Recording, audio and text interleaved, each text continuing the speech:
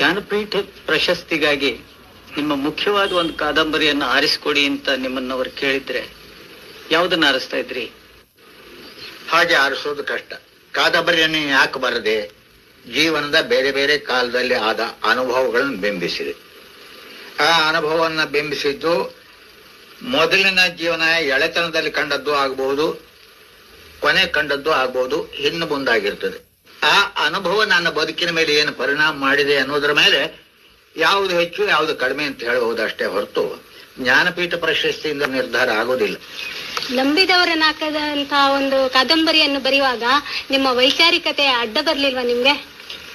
ವೈಚಾರಿಕತೆ ನಂದು ಆತ್ಮಚರಿತ್ರೆ ಬರೆದದ್ದಲ್ಲ.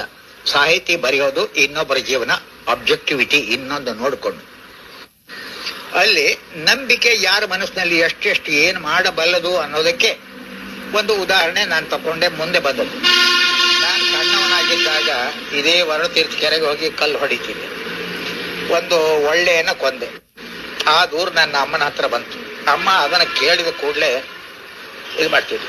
ಅವಳ ತಲೆ ಒಳಗೆ ತನ್ನ ಮಕ್ಕಳು ಮಾಡಿದ ಪಾಪ ಎಲ್ಲ ಅವರಿಗೆ ಉಪನಯನ ಆಗೋಲ್ವರೆಗೆ ತಾನು ಹೊರೆ ಅಂತ. ಅದು ಅವಳಿಗೆ ಕೊಟ್ಟ ದುಃಖ ನಾನು ನೋಡಿದ್ದೇನೆ. ಅವಳು ಕೊಂದದ್ದಲ್ಲ, ಅವಳ ಮಗು ಕೊಂದದ್ದು. ಆದ್ರೆ ಮಗುವಿನ ಹೊಣೆ ಅವಳಿಗೆ.